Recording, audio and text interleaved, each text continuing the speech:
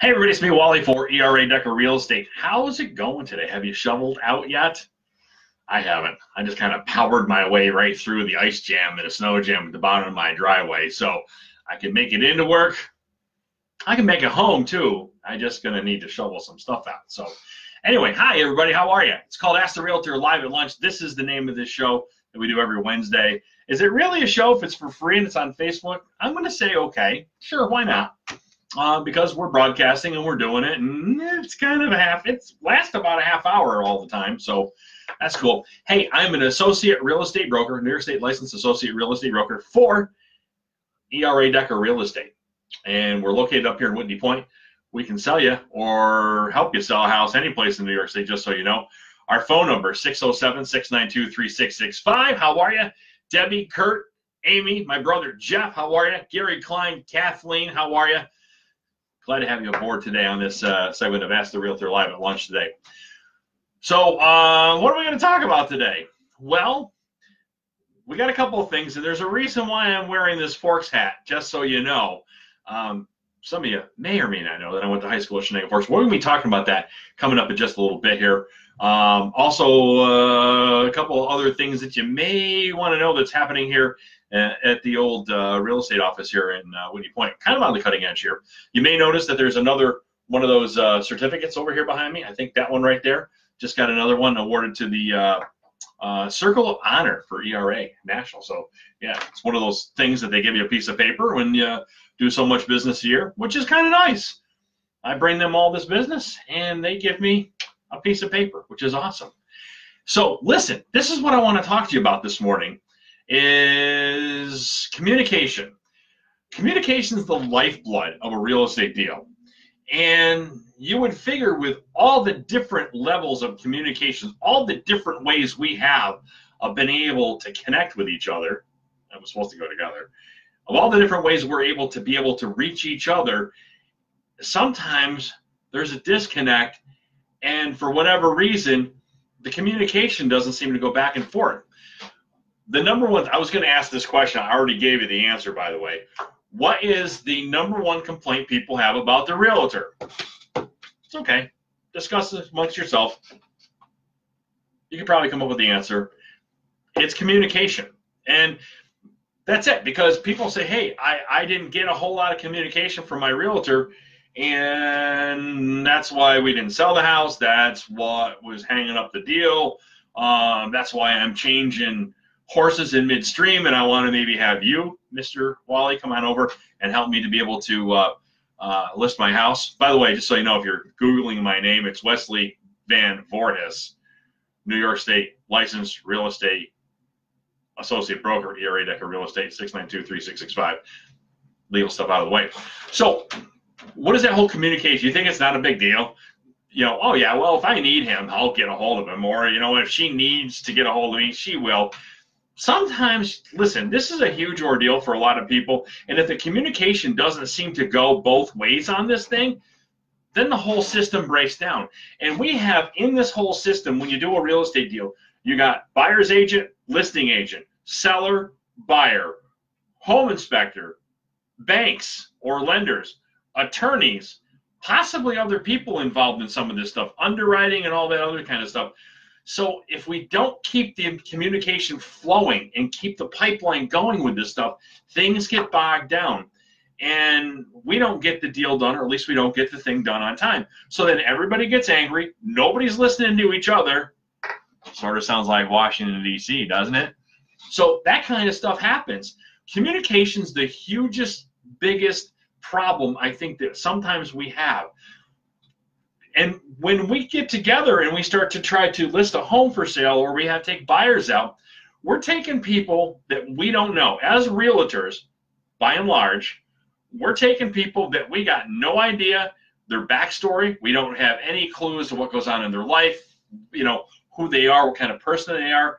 We kind of all get together and hold each other by the hands and hope that this thing works. And even though we get up front and we say, hey, we want this communication thing to work both ways, and I tell this to people that if we're selling your house or we're buying your house, that we're kind of doing this together. We're doing it as a team. I'm doing the heavy lifting, but you're also helping in some regards here. I like to keep people involved in the process.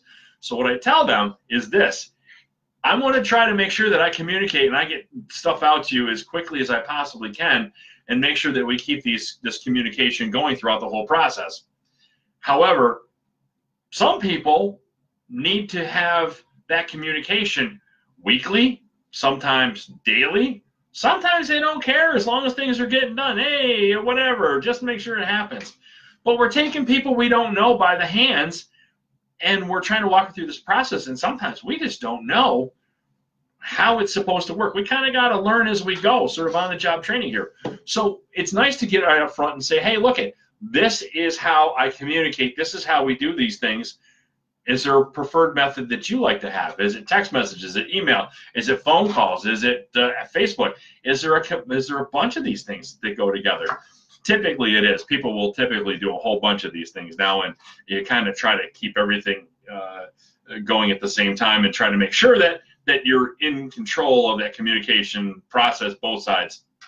Anyway, I probably described that not the right way, but basically we try to make sure that we stay on top of this. Even though there might be 5 different ways that someone wants to communicate with you, we got to keep 5 different alerts out to make sure that we're getting that information, getting the questions answered, and getting it back to that person.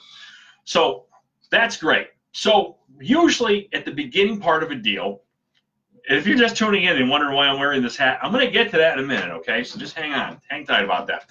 So at the beginning part of a deal, when you finally get a house that you're looking to buy, or someone comes to buy your house, communication's usually pretty good right at the beginning, because there's a lot of action going on.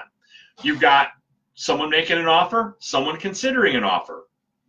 You've got a counter offer, then you've got the acceptance or a counter offer.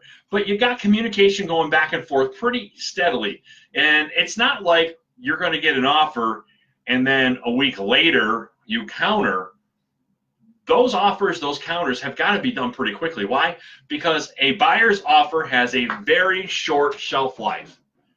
If the buyer thinks that you're not going to accept their offer, they're looking elsewhere. The 100% chance until you sign on that offer or until you counter offer, they're flipping on their iPad and they're keeping on looking for more listings. So you're in jeopardy of losing that offer. My advice to you is to start negotiating right away and get that communication going back and forth between your agent and their agent to make it go. So, but at the beginning, so you get the offer, you get the house listed, the house gets on the market, all right, there might be a little lag time between you and the real estate person. Sometimes your realtor doesn't actually communicate with you until there's stuff to tell you, like, hey, we've got a buyer coming by the house, or God forbid, your house doesn't get shown in 3 months. Why? Because it's priced too high, and you get nothing from anybody, nothing but crickets. That is kind of infuriating, and I will understand that, and that doesn't happen with me. So you say, but if I don't get in contact with you and something's bugging you, then I want you to be able to get back to me and say, hey, Mr. Realtor, what's happening? What's going on with my listing? Is anybody showing it? Well, we haven't had a showing in the last 15 days. Well, why not? Are you marketing it? Yeah, heck yeah, we are. But maybe the reason why no one's come out to see your house in the middle of nowhere is because it's been snowing and 20 below zero for 15 days this month. Oh, see that? If you just talk to people, communicate, then you alleviate a lot of the tensions. So let's get back to communications here. So at the beginning, we start out, and all of a sudden we have an offer from one side, an offer from the other, counter, everybody agrees to the price. Yes, the home inspections now come up, right? So everything's done. My house is under contract. Thank God I can move to Fort Myers, Florida, or wherever. And then you have the home inspections. So the home inspection goes on. And then you get communication from your agent, from their agent, saying, we need this fixed and this fixed. And then you go back and forth on that thing and go, oh, wait, I don't know. I don't want to spend that kind of money. A radon system? Holy crap. How much is that going to cost? A lot of communication at that point. You finally get to a point where everybody agrees to everything on that. I can start packing the truck now to go to Fort Myers, Florida. Hold on a second, maybe. But then all of a sudden, here's what happens in the communication process. As a realtor, our job's not done yet. We're contacting the bank and we're talking to different people that we need to be talking to. But at that point, a lot of times, there's nothing but quiet that goes on. Why? Because we as realtors supposedly have nothing else to say to our client. BS. we need to be in contact with our client. And yeah, there's a lot of things that are happening, like bang, bang, bang, bang, bang, and then all of a sudden everything slows down. Why? Because it's the attorney's turn, the commitment letter comes in, hopefully, the attorneys are doing the legal work, and the people sit back and go, what is going on with my house? We moved, it's vacant, why isn't it closing? There are other things that sometimes happen. Things come up. You know what? You need to talk to your sellers or your buyers about what's happening with their house. And I'll be honest with you, sometimes we get busy and sometimes I fail to communicate like I really would like to. That's why I always leave the door open and say, look, if you have something going on and you're feeling a little agita, give me a call, give me a text. I have no problem stopping what I'm doing, and I should be doing that. Sometimes, however, things happen in lives, things happen with jobs. We need to be able to be on the same page, and what we need to do is give each other the okay, the okie dokie, to say, yeah, give me a call. If you're wondering what's going on, let's talk about it, because we need to be doing that. So that's fine. So your communication is going to have to work both ways, and hopefully at some point we get down to a sale, and we'll get the thing closed. So one of the things I want to talk about in this whole communication thing is this. Why don't we send the purchase agreements? Why don't we send these like this? Why don't you sign it, and then if someone makes an offer, why don't we send this directly to the attorneys to have them take a look at? Listen, you can do that, and that's okay. But understand, we're on a time clock with your buyer. So with the standardized contract that we have, I just dropped my pen, that we have with the Greater Binghamton Association of Realtors and the local attorneys board, is this. We have number 27 on the contract. Can you see that? Which is the attorney disapproval. What this does is it helps to speed along the process here a little bit, right? So what we have here is, as soon as you say yes to the price, yes to the home inspections, yes to everything that you say you think is good in this contract, and the other side says the same thing, and everybody signs and initials everything, that's when this goes whoosh. It gets emailed off to your attorney. Your attorney has got 3 business days to look it over and to either approve the contract or disapprove it. Now, if you want to send this to your attorney at first, that's okay. Hopefully it's all filled out, not blank like this. And they'll get to it when they get to it. And hopefully, if you've got the real estate attorney and not just somebody who does everything, real estate attorneys are real good about getting these things back to you in a timely fashion. So why is there article number or paragraph number 27 in here? Speed the process up.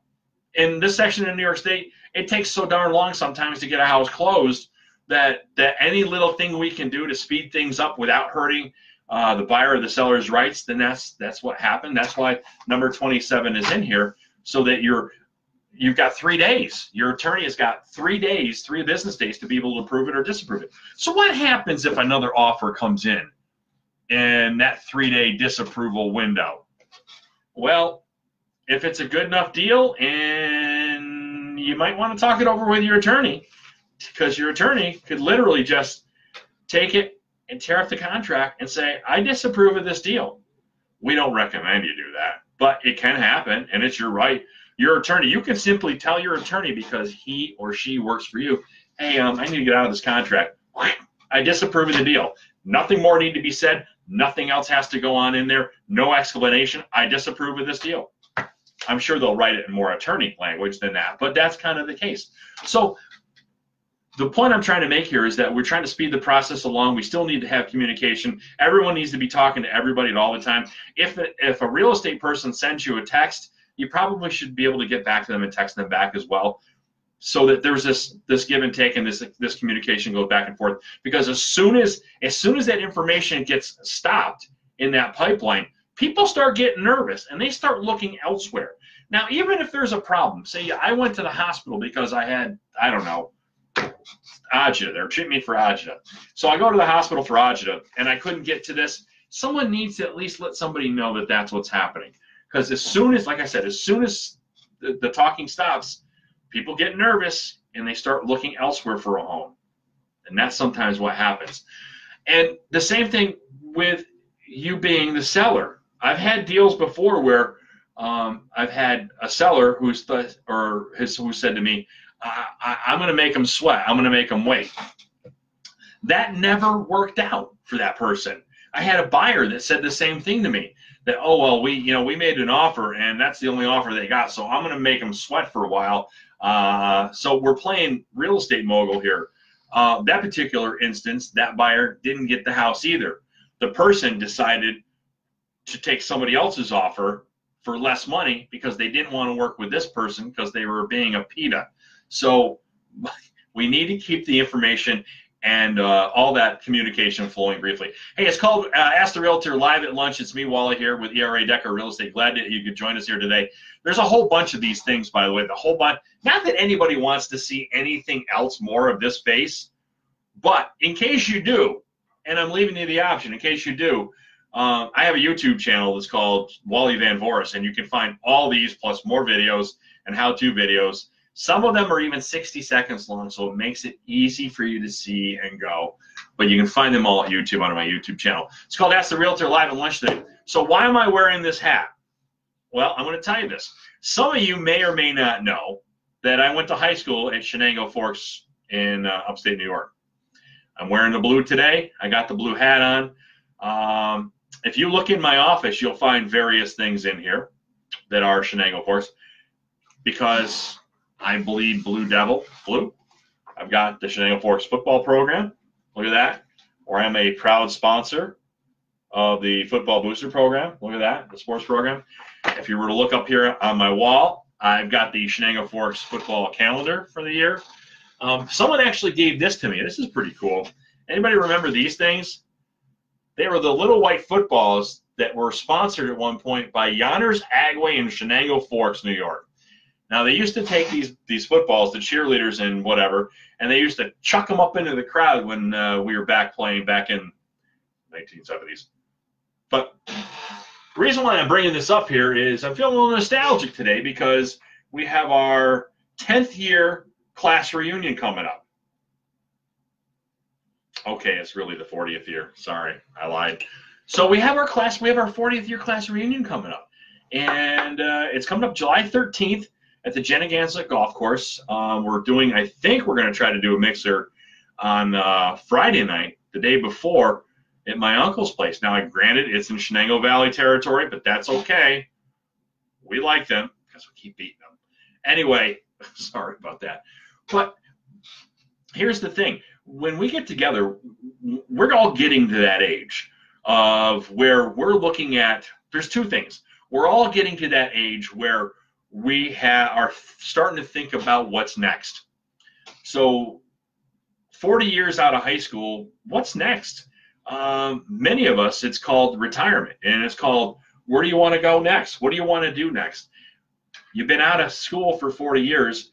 Most of us have had kids. I haven't. Have had kids that have gone on and you've raised them. They're gone out of the house.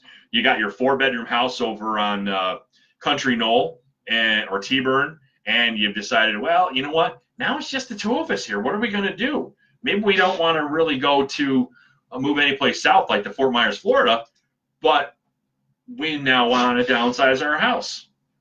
Okay.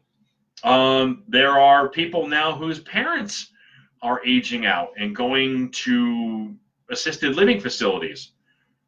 As that's happening, as that's going on, and you're having these discussions with your family, whether it be your immediate family about your immediate needs and what you plan to do maybe in the near future, the next couple of years, it's never too soon to start planning for what you're going to do with your current home and where you're going to go next. It's easy to do. Most people will give me a call and say, hey, can you come over and take a look at our house?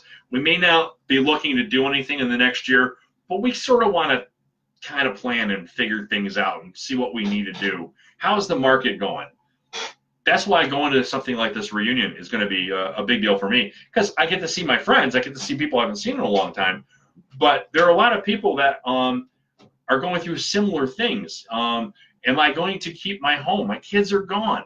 Do I really need a 2,500 square foot house when there's just the two of us? Can we live in a 1,500 square foot house or a 1,000 square foot house? What are we planning on doing? Or do we just want to go someplace where it's warm and we'll buy a house there and then we'll buy a camper and come back in the summertime and hang out up here? all valid questions, because you need to be answering or be able to ask yourself what it is that you're planning on doing. When I go to do a listing presentation, it's a listening presentation. I like to listen to see what it is you're looking for me to do. You're hiring me, hopefully, to help you do this. So I'm coming in with a handshake and a smile and going, okay, here's my piece of paper and here's my pen. Tell me what it is you're looking to do, and then I'll say how best we can help you make that happen. It's not a one-size-fits-all, just so you know. If you got parents that are looking to go into assisted living, maybe it's not this year or next year. Maybe it's 5 or 6 or 7 years down the road. You probably should start planning now, because there are certain systems in place that if you were to sell your parents' house this year and they went into the nursing home next year, you may want to understand exactly the legalities of the money and where it's going to go and how much the nursing home is going to take. I am a senior real estate specialist, so I can help you out with that thing. So that's why I'm wearing this thing. I went to high school at Chenango Forks, and I'm there to help anybody. And the cool thing about where I went to school, and probably where you went to school too, am I really boring at everybody? I hope I'm not.